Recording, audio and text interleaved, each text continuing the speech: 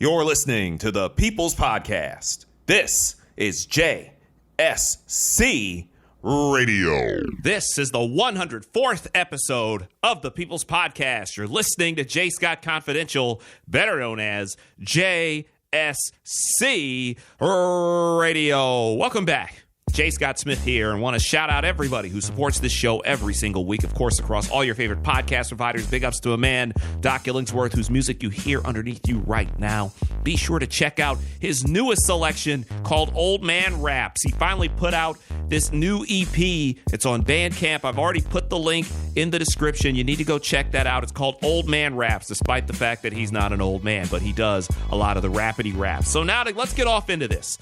I want to make, by the way, be sure, of course, to follow on social media at JSC Radio and at J. Scott Smith, JAYSCO, 2 T's, SMITH. You can follow us on social media on Twitter, Instagram, Facebook, and of course, again, the podcast is also on YouTube, bit.ly/JSCTube. Hit subscribe, hit that notification bell, and you won't miss a damn thing. Now, let's get down to this. This guest that we have coming in on this show is amazing.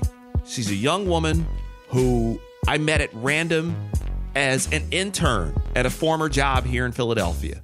But her story is so captivating and so amazing. Her name is Antoinette Newton-Acquah. She prefers to go by Toni. And Toni is such a fascinating individual.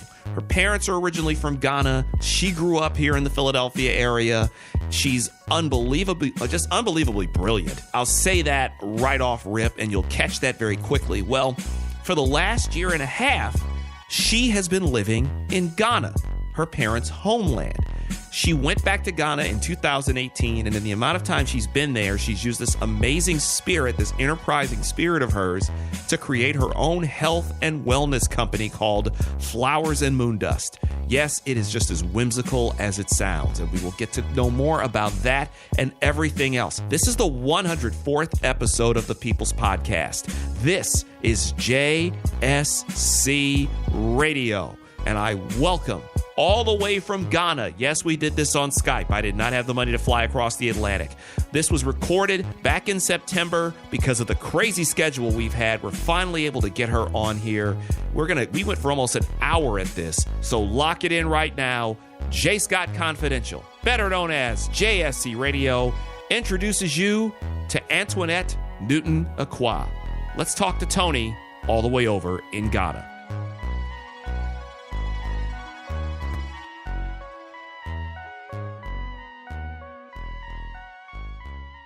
You are my first international guest on this podcast. So you have been... Thanks for having me. Thank you for being here. I've wanted to talk to you for a while. We were finally able to get things together. Obviously, you're coming to me from the other side of the Atlantic. And yes. I guess first and foremost, how is life over there in Ghana, over there in the proverbial motherland, as we like to say here in the States? What's it been like over there for you? And how long have you been there? So I've been here in Ghana for about a year and a half now.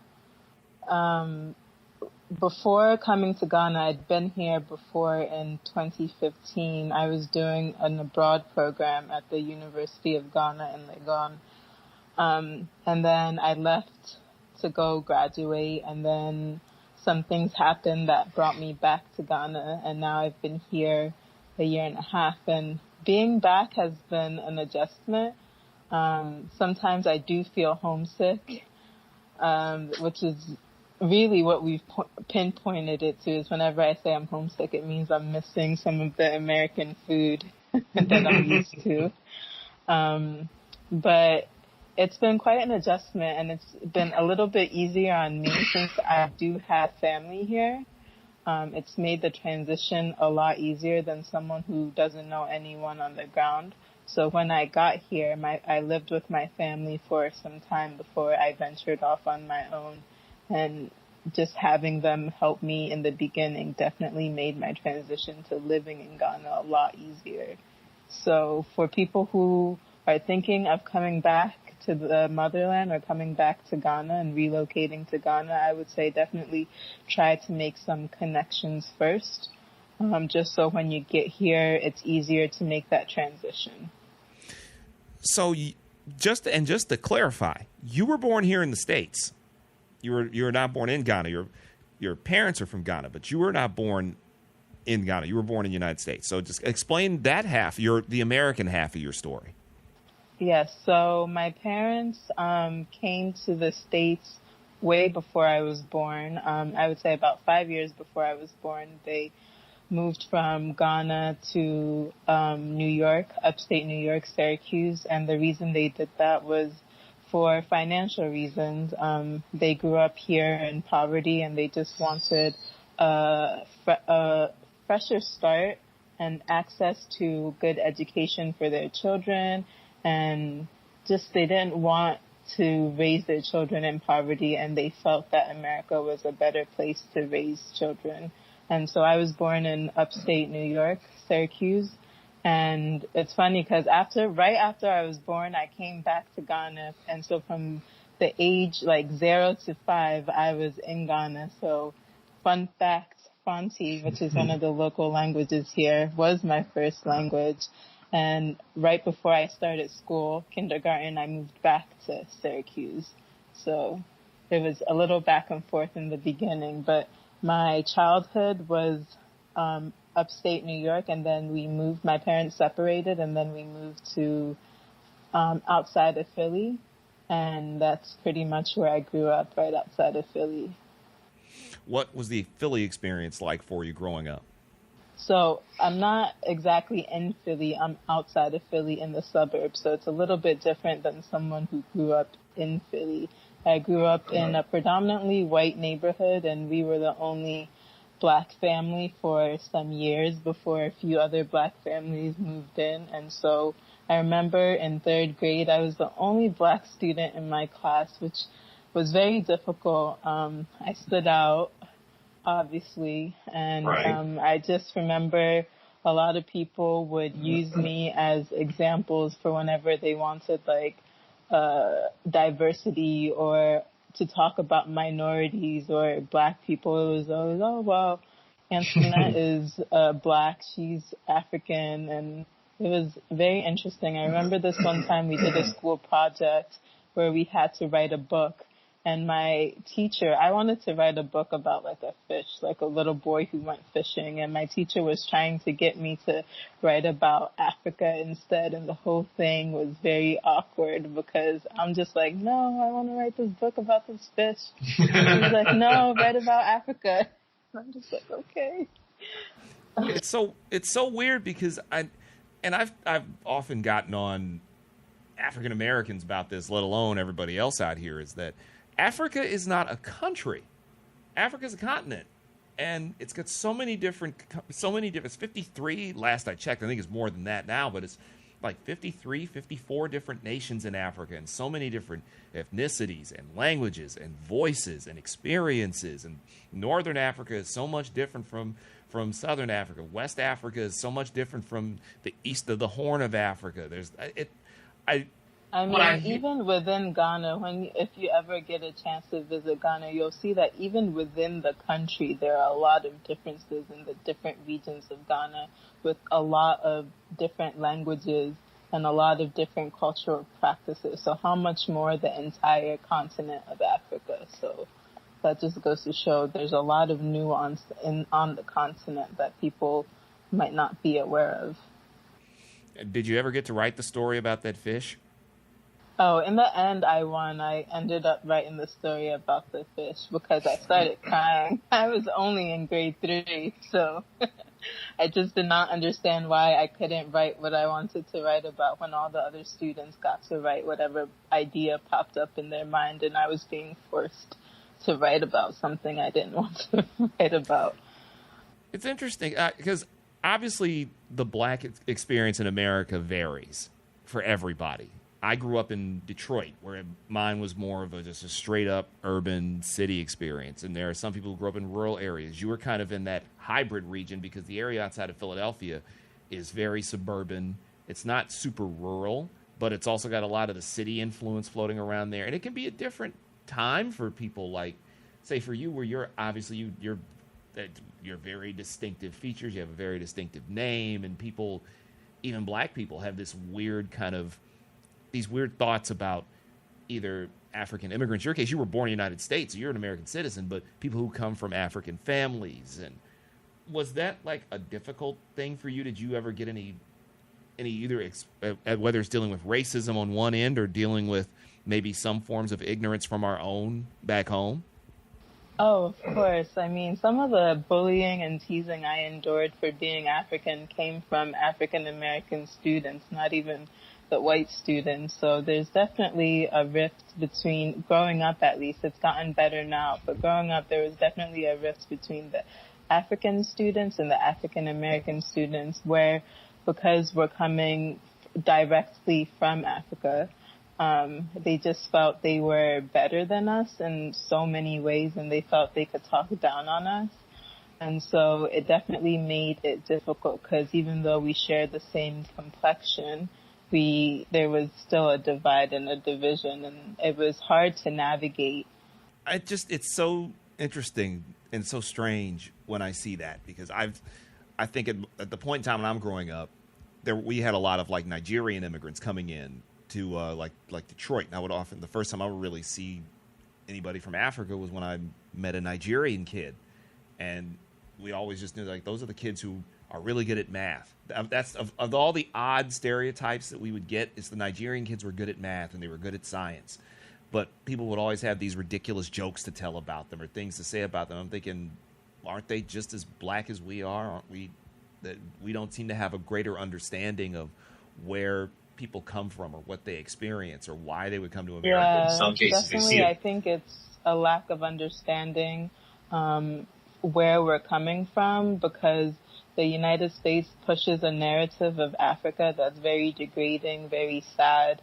And so when they see people coming from that region, they have negative associations or negative thoughts in their minds about those people, and divide and conquer, right? And so of course, if we're unified, it'd be hard to break us down. But if they're able to divide us and say, oh, well, these black people are different than these black people, then it creates animosity, it creates tension, it creates negative feelings, and then we end up fighting each other when that's not what we're supposed to be fighting, right? Not at all. It's a tactic that's unfortunately has worked for a long time. And even like in Africa, there are people who hold African Americans to a certain way that's not necessarily positive. They might say that, oh, African Americans, they're lazy, they're this and that, and they don't know the reality of what they're facing on the other side. So it's a lack of understanding on both sides sometimes. And so I feel like the more we get to know each other, the more we learn about each other, the more we travel, you're able to debunk some of these stereotypes that you have in your mind about other people who look just like you. It's amazing that we're both kind of the same people, but we're not at the same time. And yeah, a lot of that is also can be attributed to, we just recently had the anniversary of the first slaves arriving in the United States, for example. That did countless damage to what we know about ourselves, about where we came from. And you can only do so much DNA testing because obviously something is there and you don't know where you came from, or you can only trace it back 3-4 generations and it goes dark because you don't know what happened beforehand. For you, I can only imagine, like you've had such an interesting experience, and that's not even factoring in some of the things you had to deal with, either with family or with friends. And what was it like for you growing up, like in terms of family? Oh, well, I come from a very dysfunctional family, unfortunately. As I said, my parents divorced when I was about 5 or 6 years old, and I grew up in a single parent household as a result of that. And so it was very difficult family-wise. I feel like because my mom came from such a hard background, one of poverty and of trauma, she held on to some of that trauma, and it manifested itself in negative ways in terms of her parenting style. And so a lot of growing up, I just remember being, I don't want to say afraid, but it was like walking around eggshells when it comes to the relationship between myself and my mother. It was a very tumultuous relationship. And I feel like it's a result of the unresolved trauma in her life. And it just goes to show how important it is to heal from things that happen in your childhood so that you don't pass it down to your children. And that's still something that I'm working through now as an adult.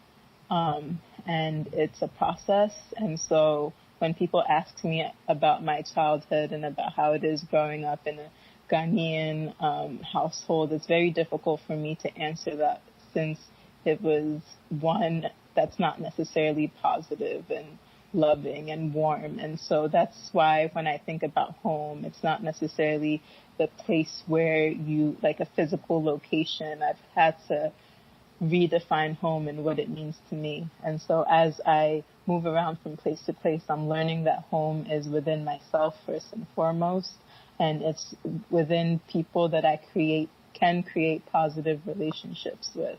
What's the place that's been the happiest for you? I would say that's a very interesting question. No one has ever asked me that before.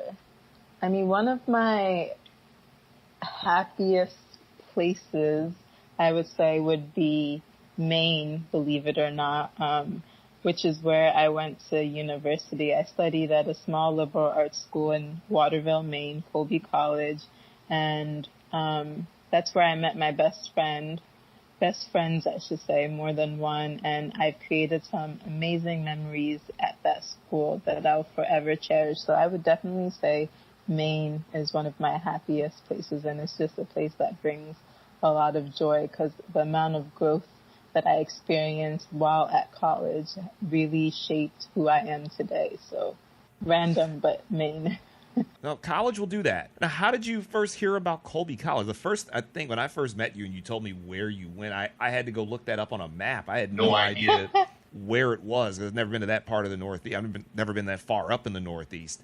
What was that like coming from the Philly suburbs going to Maine, which can be pretty rural and pretty remote depending on where you are there? So finding Colby is a funny story within itself because, like you said, it's in the middle of nowhere, Maine. Most people don't know where it is when I say I go to Colby College. So during high school, my final year, I was applying to colleges like most students, and I went to my college advisor and I was explaining to her the type of school that I wanted to go to. I said I wanted small classes. I wanted the conversations to be very intimate. I wanted like-minded individuals who are passionate about learning. And I was a bookworm growing up, so I was really into my studies. And so I had a really good GPA. And so I had the opportunity to apply for scholarships and things like that. And as I'm talking to her, she's making note of what I'm saying. And she was like, "Oh, have you heard about Colby College?" And I was like, "No, I haven't. Tell me more." And she's like, "Oh, it's in Maine." I was like, "Maine? No, sis, no, I can't. It's cold up there. It's far away from home. I can't." She was like, "Listen, Toni, just apply and see what happens." So I added it to my common college. There was this app called Common App where you just fill out one application and you could add different schools to it, and that one application will be sent out to different schools. So I added it to my list and I totally forgot about it. So when I received an acceptance letter to come tour the school, I was very surprised. But I went to tour the school. I didn't particularly like it because it was very cold. And I just remember that it's just really far and really cold. But then they gave me a scholarship, and I was like, never mind, I guess I'm going, because they covered everything that I couldn't pay, which was beautiful. And I appreciate them for that because I graduated with no debt. Which is always amazing. And it gave me the freedom to be able to relocate to Ghana, actually. What did you get your degree in? I majored in biology and African American studies with the intention of going to med school after I graduated. But as it would be, I didn't end up going to med school. I decided my junior year that that's not what I wanted to do, but I didn't vocalize it because everyone expected me to be a doctor and everyone put these pressures on me and expectations on me. And so even as I told myself I didn't want to go to med school, I didn't want to vocalize it, because once you say it out loud, it becomes real, right? And I didn't know what I wanted to do, if not medicine, if not med school. I never got a chance to really understand myself. So after I graduated, that was the time when I started to trying to figure out, what does Toni like to do? What is she passionate about? Like, causes her to get up out of bed and bring joy into her life? Like, pretty much what's my purpose, if not medicine? And so I ended up doing a lot of internships, and that's how I found myself in the newsroom because I wanted to see what that was like, writing and doing news stories, and it turns out I didn't really like it. See, which is okay. Which is, of course, the full disclosure, because that's what we do here.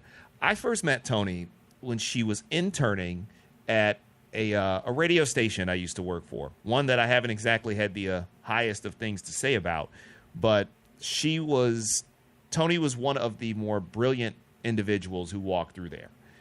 And when you came through there, you picked it up very quickly, and that's what jumped out about you to me, was how quickly you picked that up and how well you handled everything there, where I'm just thinking, if she wants to be a journalist, she would be an outstanding journalist.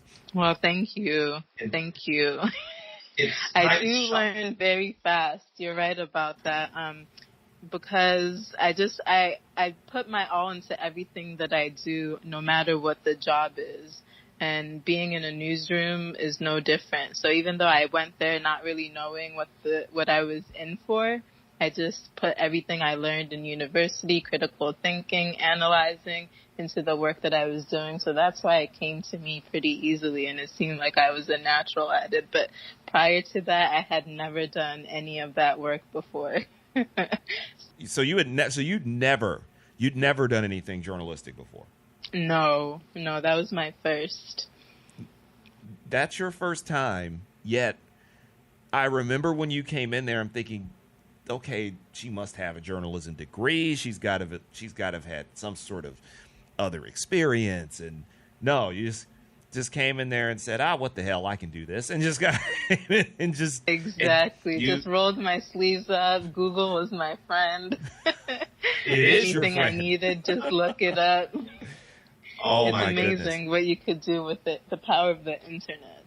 It is. And of all the things you were able to do, you did a wonderful job there, but you knew it wasn't your thing, which there's nothing wrong with figuring that out.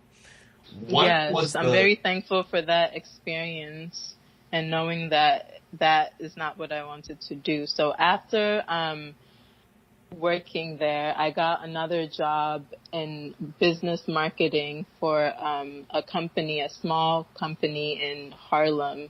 And so I ended up moving to Harlem from Philly to Harlem. And I worked with that company for about a year and a half. And it was a small company, small fashion company. And because it was a small company, I got to learn a lot really quickly. When you work at a small company, you'll find that even though your job description is one thing, you end up doing many other things just because there's only so many people in the office.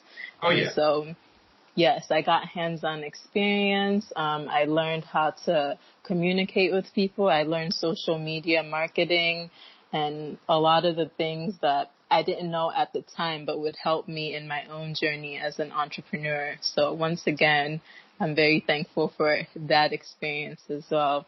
And while I was working at this job in Harlem, I received a phone call that my father had passed away. And if you remember, I said that my parents had split when I was really young. So I hadn't seen my father from the time that they separated up until he passed away. So going for his funeral was a very heavy thing because I felt like we had a lot of unresolved issues that I never really got to vocalize. This had been, about almost 20 years, I guess, or like pretty close to, so you hadn't had any like no real interaction with your dad?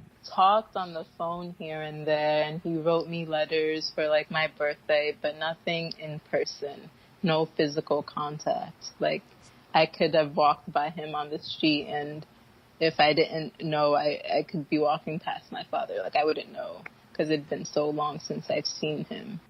And the next time you saw him was at the funeral? Yes, which was very heavy, very hard thing to negotiate. And because I just had so much built up anger inside of me, and I just broke down. And I was in New York. Everything is super expensive in New York, and everything moves really fast. And I just needed the space and time to process everything. And so that's what led me back to Ghana. So I had family here, and they were like, Toni, you should just come back for a few months and just take time, spend time with the family, get to know us. And so that's what I did.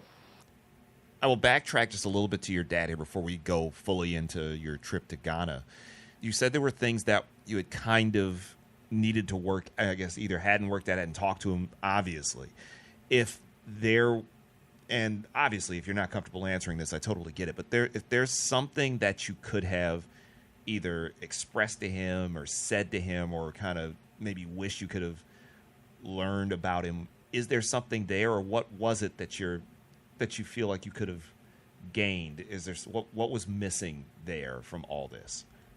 Well, since I was so angry at him, I never really put myself in his shoes to see what life might be like for him.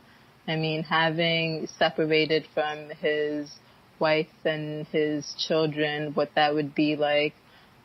He also had a very difficult upbringing, and so all of that has been internalized. And once again, that unresolved trauma inside of him has prevented him from being the father that I know he could have been to me. And obviously, when you're young, you don't really rationalize all of this in your mind.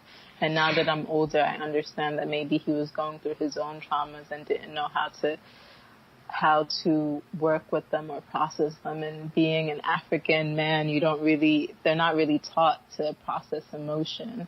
And so they hold on to a lot of negative things, and it manifests itself in your body in different ways.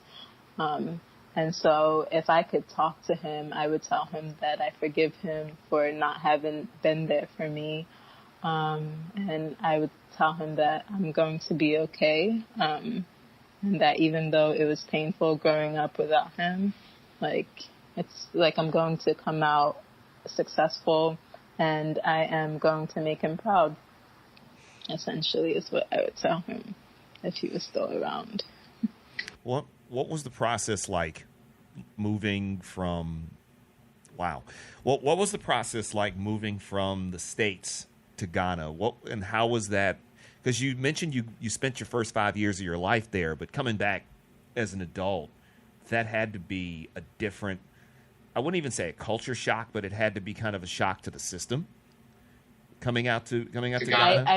I also was here in 2015. That was my first time back as an adult. I did a study abroad program here, and so I had a fair idea of what to expect the second time coming back.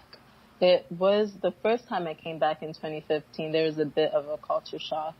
First of all, the heat, Lord, that greeted me when I got off of that airplane. I was just like, I don't know how long I could last here. It took a while for my body to acclimate itself to the temperature change.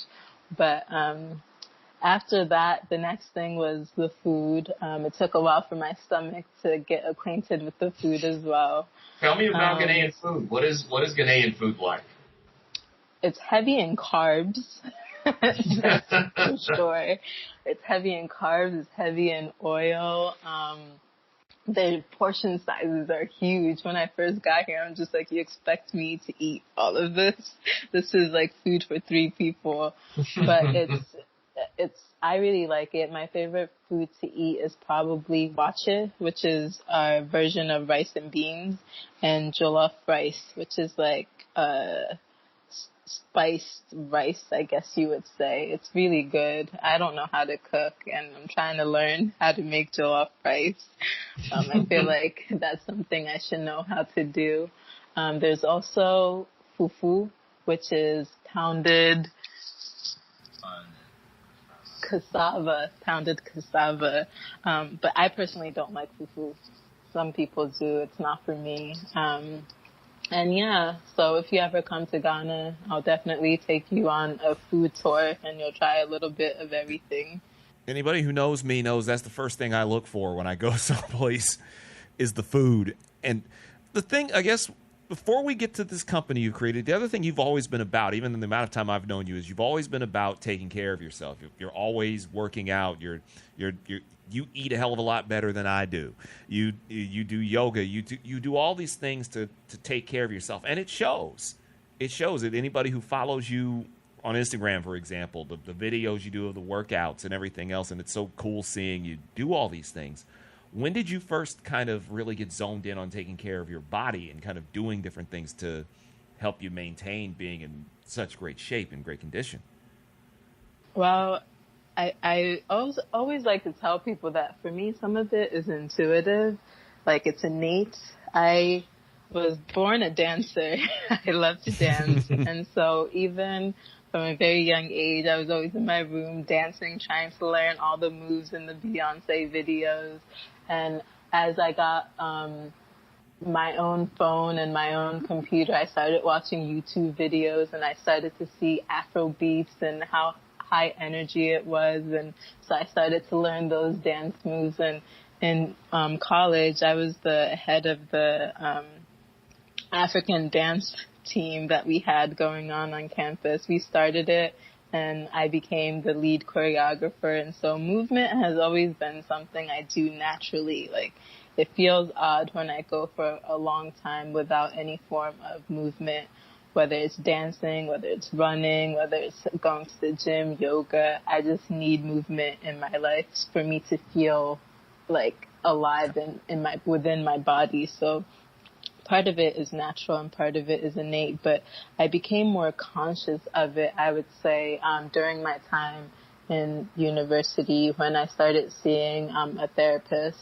the on-campus therapist, and we just started having conversations on well-being and what a 360 well-being, taking care of yourself looks like. And part of it is exercise and movement and then eating well and also taking care of your mental health.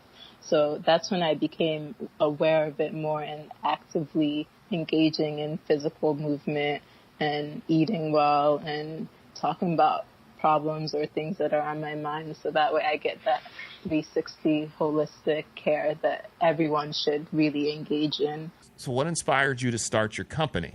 And tell everyone about your company, because it's picked up pretty quickly. And I think before we went on air with this, you were asking me about how was I able to put together this podcast and to do this on my own. It's like, yeah, I do all this on my own. I see what you do, and you're largely doing the exact same thing, except it's not a podcast. It's starting your own kind of health and beauty line and beauty company. And I'm even more impressed by that than just me sitting here putting together a damn podcast. It's you're putting in real work. I mean, it takes the same level of commitment and dedication. Once you put your mind to something, you go out there, you work, and you make it happen. So the name of my company is Flowers Moondust, and it's an African wellness company. What we provide is high-quality African healing products, and that includes African superfoods, such as moringa powder, tiger nut powder, baobab fruit powder, and raw cocoa powder. And then on the beauty side, we have shea butter, cocoa butter, natural soaps, and we also do reusable mud cloth tote bags.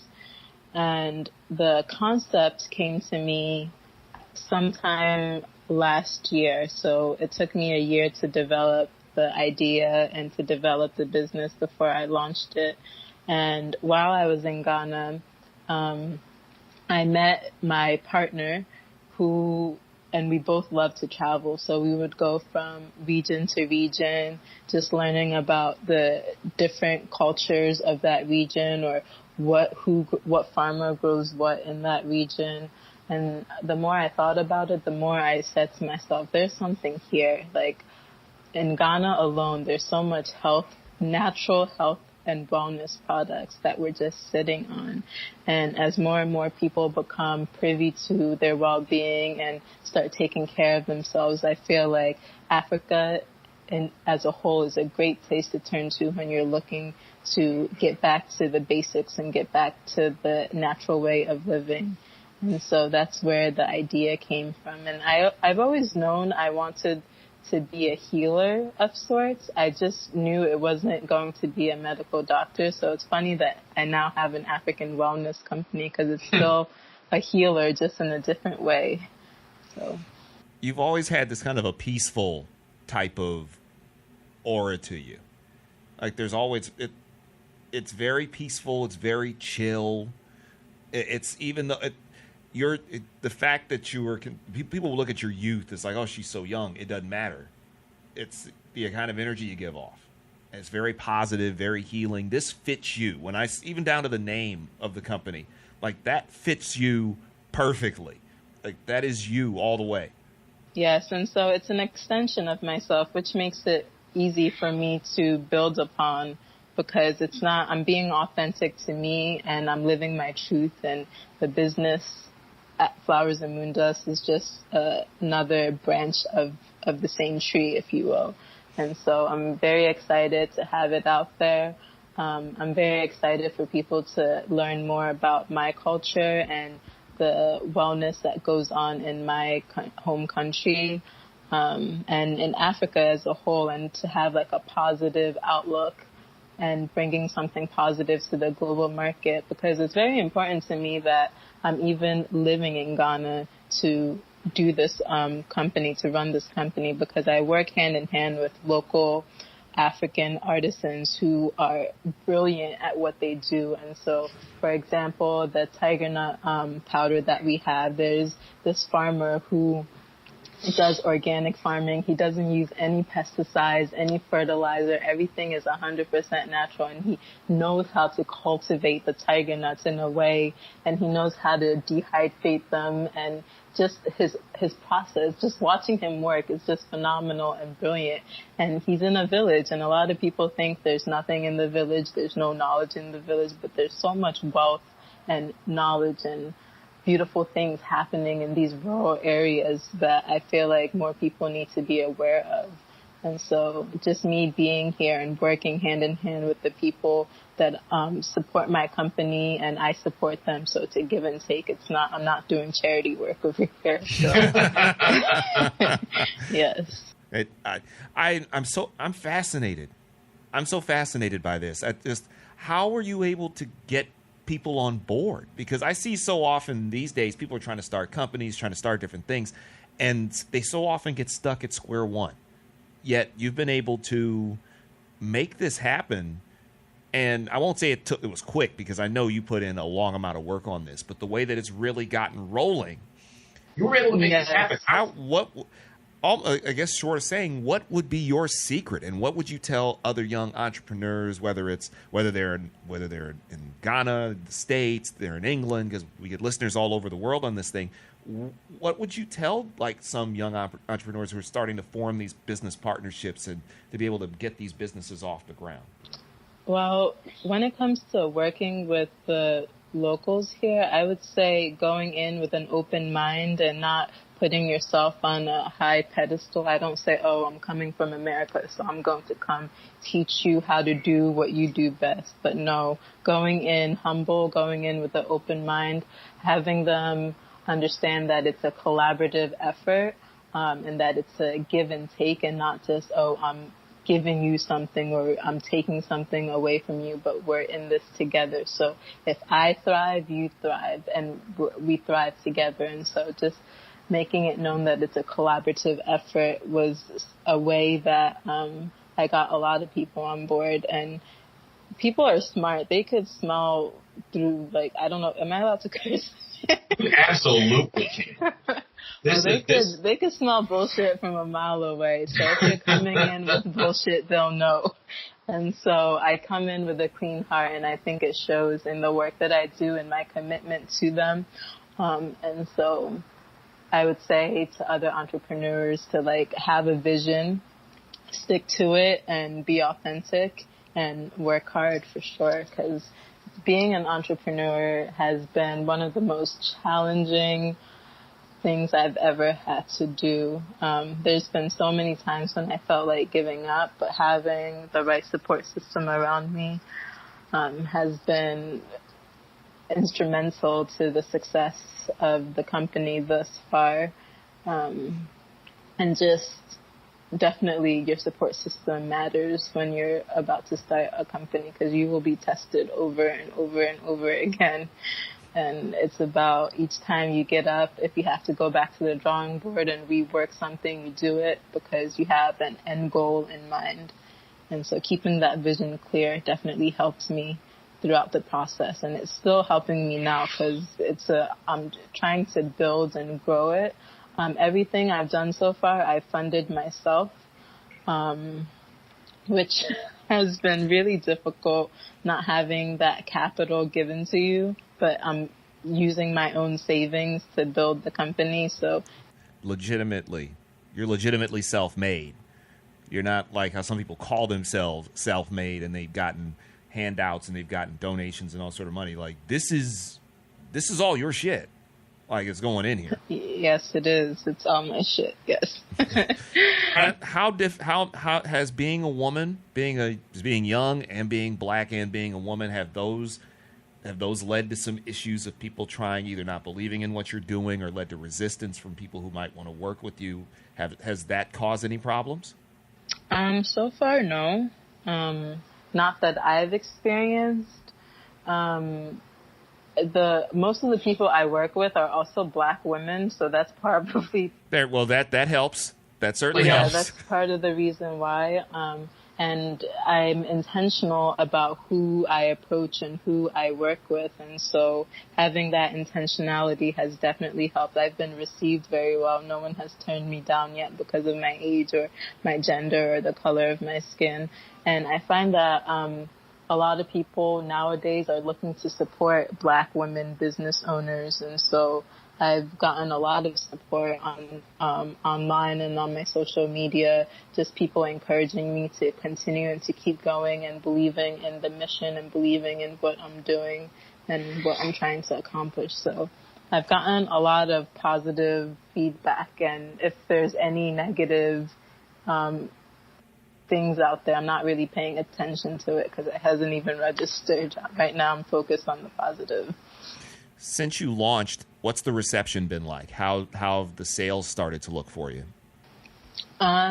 So in the beginning, obviously, when you launch, you get an influx of sales, and then it kind of levels out after a few days. And so right now, trying to put out advertisements, trying to just maintain a consistent online presence is definitely helping. We're only 2.5 months old. I haven't been on the market for that long. So right now I'm looking to see if there are other companies out there that I could partner with to do like pop-up shops and to do demonstrations, because you have to build that trust. Because a lot of people don't know about the product, so you have to teach them, like, oh, this is shea butter, this is what we use it for, or this is moringa powder, you could use it in your smoothies, your salads, XYZ. So there's a teaching component that goes into it too. And so with time, I feel like I'll definitely see more sales, but it's leveled off a bit right now. Would you ever come back to the States? Sure, not to live in the States, but to come visit. I mean, in terms of business and things. I mean, obviously, right now you're building lower level, trying to build from the ground up where you are out there. But in terms of bringing it to the States, I'm sure there would be a market for that here too. Of course, there's a market in the States, and there's people who are interested in all things Africa and returning to Africa, and I would be open to come. Like, the States is one of my target areas. I feel like the business would do very well and will resonate with a lot of people. And so people in the diaspora, they're looking at Ghana right now and at Africa as a whole. So I want them to be one of the places they look at for all things wellness.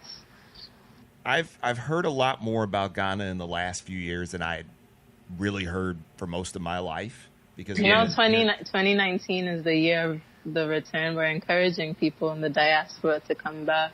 And I was going to bring that up. People who listen to this podcast, people who know me know that I'm a professional wrestling fan. And there's a pro wrestler who's the current WWE World Champion. He goes by the name Kofi Kingston. His real name is Kofi Sarkodie-Mensah. He was born in Ghana. He's the first African-born black man to be champion. And he actually went back to Ghana for the first time in, I think he said, 25 years.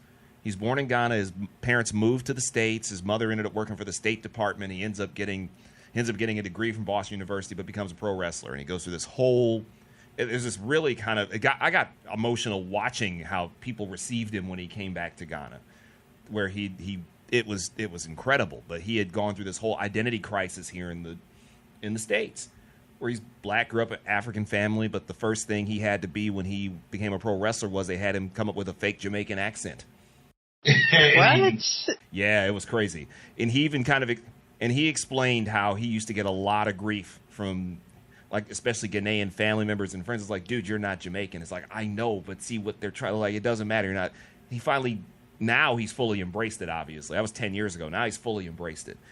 When people in the diaspora, such as myself, I've never been across to Africa, and this year being the year of the return, what does that entail for those of us? Because I'm somebody who's always wanted to learn more about Africa. I'm not one of these people who's blinded to thinking that it's just the stereotypes and everything else.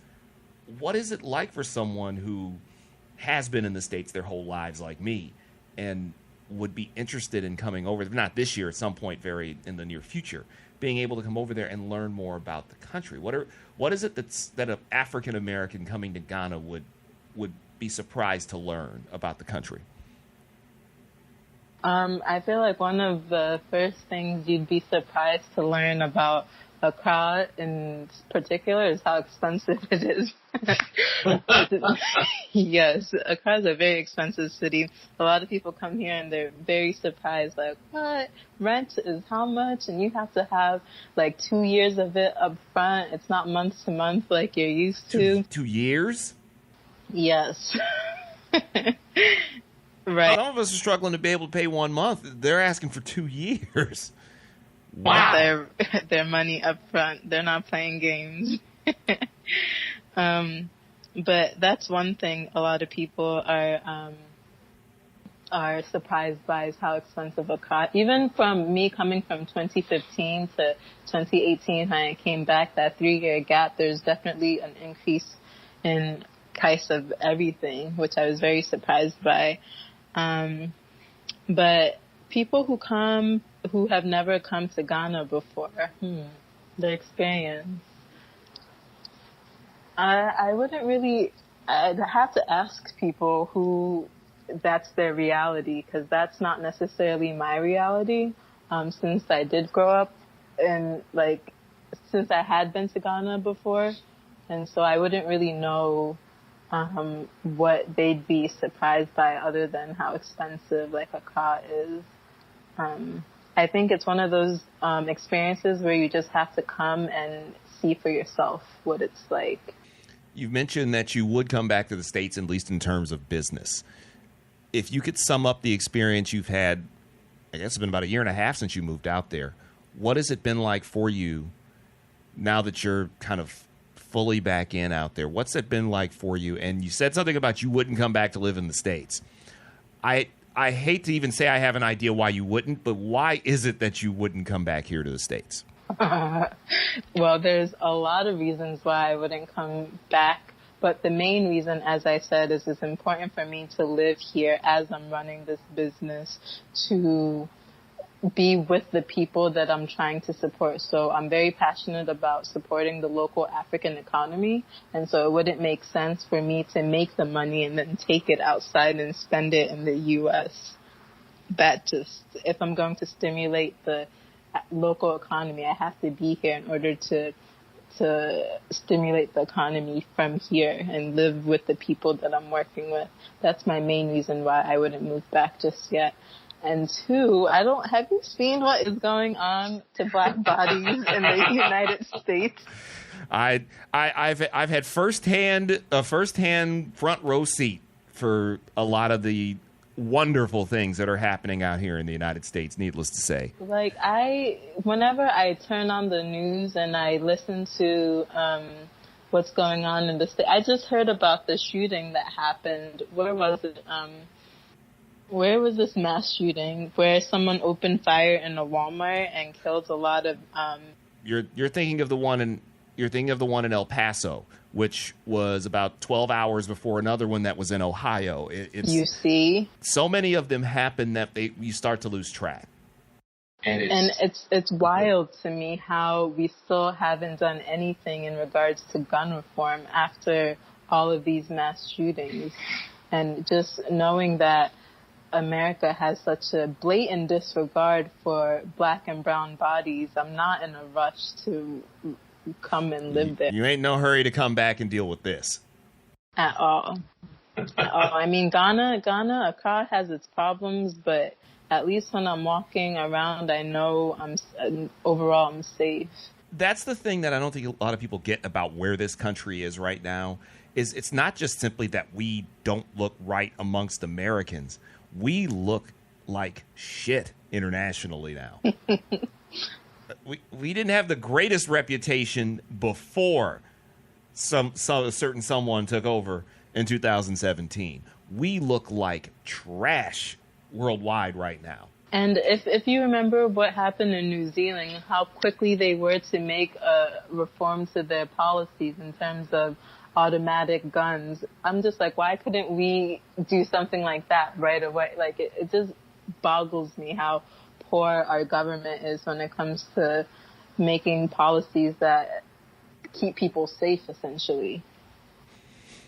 We deserve better here, and you found, I would say you found some of your peace where you are. And you see, this is why it's even more important for me to take my products to the American market, because there's so much trauma and so much healing that needs to be done, and we need to look to our natural resources that we have in Africa and our natural ways of living and the ways that our ancestors used to live in order to heal some of this trauma. And so if you look at the way our ancestors used to eat, they used to eat a lot of plant-based foods. They used to walk around a lot, and because there were no cars, and so you were walking everywhere, drink lots of water, eat fresh fruits. They took preventative health measures so that they wouldn't get sick, and they lived a lot longer than we're living now. And so just knowing that there are ways to heal ourselves using like natural resources and natural like preventative ways is very important, especially for Black and brown people in the diaspora, because our bodies are under constant attacks. Our minds are under, like, there's so much stress.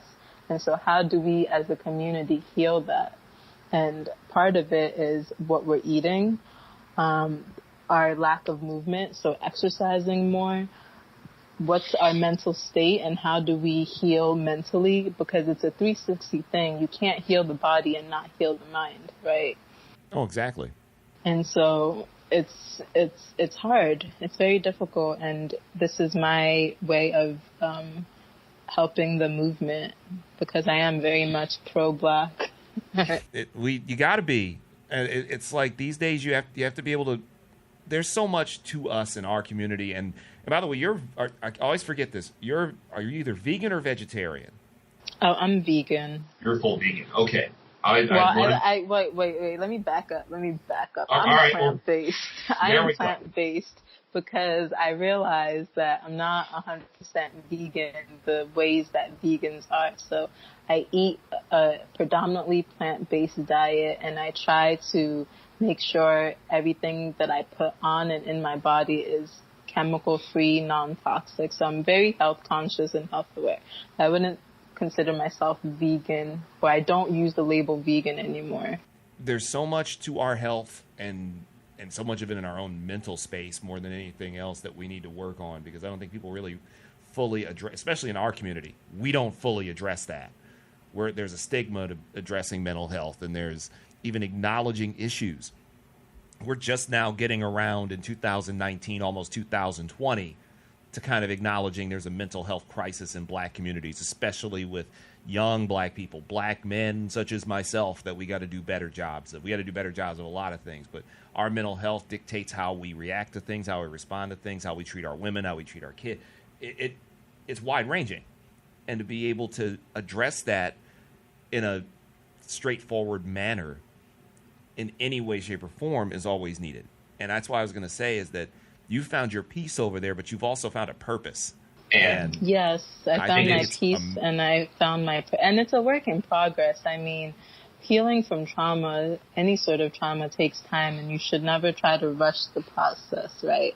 And so even as I'm here now, I'm still constantly working on myself, asking myself how I could be better, what I need, and how I'm going to access what I need in order to have that 360 holistic healing that I'm looking to have, and I'm looking to inspire other people to start their own wellness journeys. And so it's always a process. There's no exact destination because it's life, right? Things come up, and so you need to learn how to deal with these things as they come up. And we're all works in progress. And I couldn't be more proud of you for what you're doing. I've always thought you were a dynamic young woman from the first time I saw you. It's like I can read talent pretty well, and I can read really good people, and you were always really good people. And we're all works in progress. So we're all getting better. We're all figuring things out. Even if I'm almost 40 years old and I'm still a work in progress, and we all are trying to get things right. How can people get in contact with you, and how can people buy some of your products?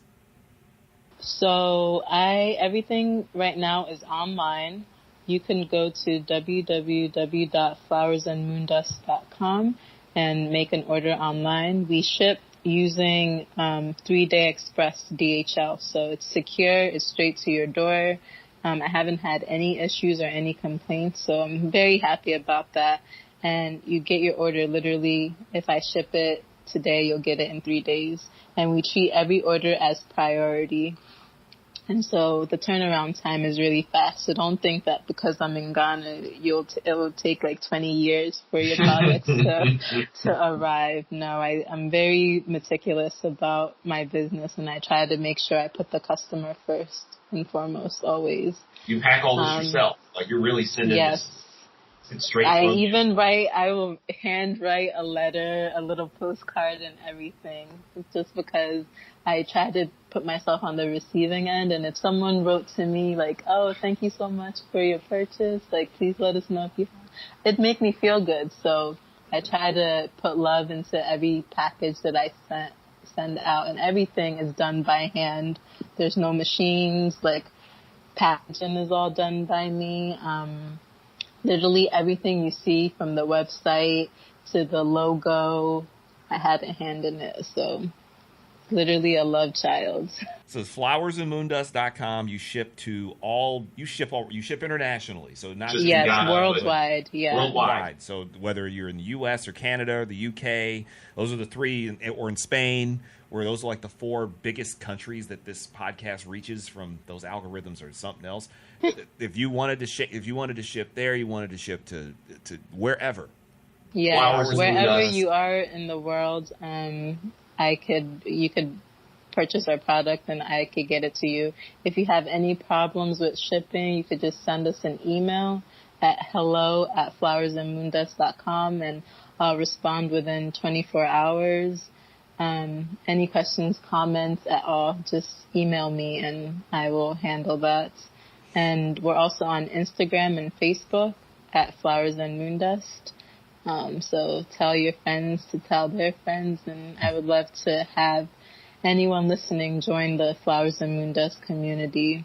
And you'll see it's a very safe space for you to engage in your wellness journey and to learn more about Africa and our products that we have to help you along that journey. And I will make sure that I put all that information in the description of this podcast. And you'll see it below in the description as well to be able to reach out to her. I know I call you Toni, and everybody calls you Toni, but I'm going to go with the full professional name. You want Antoinette? Antoinette Newton-Acquah. Yeah. All the way from Ghana. By far my first international guest, and coming to me all the way from the motherland. Thank you so much for taking the time there. I know there's like a 4-hour time difference, so it's a little bit later in the evening for you, but I appreciate you taking the time to do this. This was awesome. I also appreciate you for having me. It's been a pleasure. Always love talking to you and reconnecting with you. And whenever you're ready to come to Accra, I'm here. I'm not going anywhere. I just need to get my money together. Yeah, clearly I'm going to need to do that. I'm going to get my ass on a plane across the Atlantic and actually go to a place that I found out is one of my ancestral homelands. So I guess I need to get over there and find out more about God. Wait, when you say you found out, did you do the DNA test? I've done a couple of different ones, and it keeps tracing back to Ghana, where it's Ghana and Cameroon were the two that keep coming up. Don't you think it's a little bit funny though that all these ancestral DNA companies are not doing it for African Americans for free? And that they're profiting off of our pain of not knowing like where exactly we originate from. I think it's BS once more. I feel like it's the least they could do is to do all this DNA testing stuff for free, because it's not fair. That's another 2-hour conversation of talking about all the different things this country could do for us for free. I got a couple things that certain people in this country could do for me right now, but I ain't gonna go there. Thank you so much, Toni. I appreciate this, and thank you for coming on JSC Radio. Thank you.